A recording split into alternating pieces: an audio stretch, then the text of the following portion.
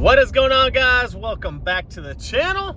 So it is Saturday, it's race day. You can see it's a little cloudy and gloomy out. We haven't had any rain, and the rain chances have gone down, but you never know. So hopefully there'll be no rain. It is definitely pretty cold. It's 50 degrees, which means the track temp is going to be pretty cold.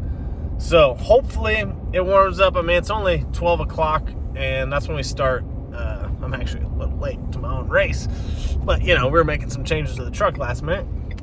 So yeah, it's 12 o'clock. We're supposed to check in right now, but my shop's literally right down the street from the track, which is nice. So we're headed there, and there's tech-in, and then testing starts at 2. So hopefully the temp warms up a little bit, so we can have a chance of going down the track. The sun does not look like it's going to peek out anytime soon, but some sun would definitely help. It's a little windy. It's Amarillo. It's always windy. It's always windy here. So yeah, the sun coming out would help definitely with the track temp. So hopefully it warms up a little bit, because like I said, the track can get a little sketchy, especially when you're a two-wheel drive peasant like myself, not four-wheel drive. So we'll see. But made some changes. We fixed the fuel pressure problem, and I knew it was something stupid. It was just a wire that we needed to tie into something else to give it full voltage. So just a slight oversight when we were building the truck, and because it has the air motive pump, so it wasn't. It's really straightforward. We just, you know, we're rushing to get done, and it was a slight oversight. So anyways, that's fixed, which is nice.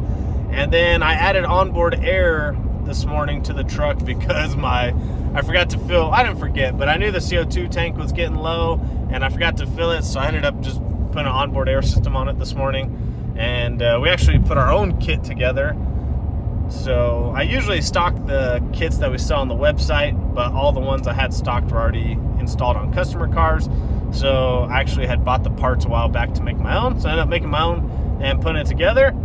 And so now onboard air is on the truck. So we're headed over there. We're going to get teched in and make some test hits, send some logs, make sure the fuel pressure issue is fixed, which I'm pretty sure it is.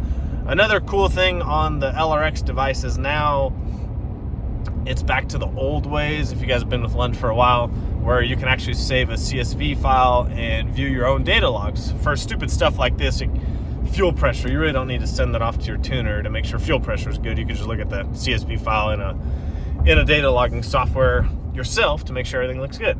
So that's actually a really nice thing. I just updated mine to do that. That way I don't have to bother them for stupid stuff. So we're gonna make some test passes, make sure the fuel pressure is good, make sure the onboard air is working. We tested already, it filled itself up. So just make sure everything's good. And yeah, we will see you guys over at Amarillo Dragway. It's a beautiful day.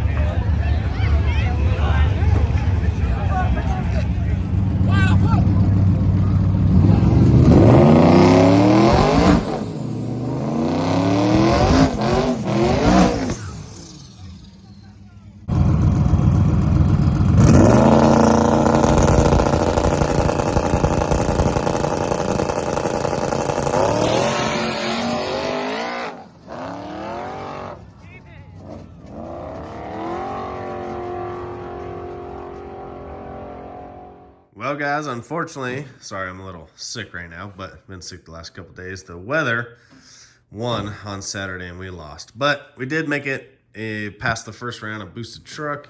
And then we actually had to buy to the finals in boosted truck. And then I was going to run small tire as well, just because we did a free entry on small tire just to get some more passes out there. Try and learn the Hoosiers a little bit more, but we ended up moving the fuel cell right over the axle. I think I talked about that. And then last minute on Saturday morning, we put an onboard air system. That's just my own onboard air system. I bought all the parts and we just made our own. Last minute, just because my bottle was actually empty. So ended up just making an onboard air system last minute, and I don't have to fill the bottle anymore. So, but yeah, truck ran pretty good. It went 9s in Amarillo, which is, it's 3,600 feet above sea level. And the track is obviously not the best, so we had to run those. But still pretty excited that I went 9s here. So we're actually gonna swap it back over to the radial setup now. So we're gonna change the hole that the Caltrax is in. So right now I have it in the bottom hole for the low prep stuff. And we got the Hoosiers on. And then obviously we moved the fuel cell back. I added there's some pucks underneath. I added about 75 pounds of pucks underneath. And so we're going to put this back on the radial setup because we're going to do a rental this weekend in Dallas. And then we're going to do streetcar takeover Oklahoma. Then there's a week in between. And then we're doing streetcar takeover Dallas. So we got to put it back on the radial setup. We're going to adjust the Caltrax back where they were. I got the radials over here still. So we'll put the radials that are on the Billet Specialties back on, and we'll adjust the shocks back to where I had them. But other than that, we're going to keep the truck. I'm going to lower the front back down. I did raise up the front to try and get the weight up just a little bit and get it up on the rear. So I'm going to lower the front back down as well. And then I did just get a shipment. If you guys have seen where we hung my engine bay is dirty, but where we put the regulators and the vacuum block and everything, all the welds ended up making his own, and his are probably a little nicer because they come out of a machine and then he just welds them. We made this one by hand. It still came out really good, but it's faster and easier to make them when you have a machine making them. So I do have those in stock, and I have the hitch deletes in stock if you guys need them. I just said that because they're right there. But anyways, got to make a few small changes, and we're headed back to radial prep racing. So hopefully I want to try and run a decent number this weekend. And then we're going to go have some fun at Streetcar Takeover. I don't know which class we'll do because it is still stock engine. I'm working on getting a built engine for it. But right now, still stock engine. I'm pretty happy with it. It's running really good. So just trying to keep playing with it. But it's really fun learning the two-wheel drive stuff because the four-wheel drive stuff, you just put it in four-wheel drive and give it all the boost. The two-wheel drive, you got to play with the suspension all the time, play with the boost ramps, and it definitely takes a lot more to get it to go. But Amarillo is not like a, bare asphalt, no prep. It's just like I'd compare it to like a front side track, no prep type deal. So definitely took some work to get it to work on the slicks, but it's definitely going some decent times. I think I had it, the best 60 foot I had was like a 148, which is pretty decent. I think it would have gone faster, but I only got, 4 or 5 passes on it to figure it out. So I'm excited to come back to Amarillo probably next month and put the no prep setup back on it with the Hoosiers and adjust the bars and everything and see what it'll do. I think I can get it to go like a 1.3 60 foot here. So, but my goal is on the radial prep stuff to get it in the 1.2s. It's been 133 already before, back when we had all the timing issues. So I think realistically, if the track's good, it'll go 1.2. So you guys will find out on the next video. Thank you guys for following along on the truck build. We'll see you guys on the next one.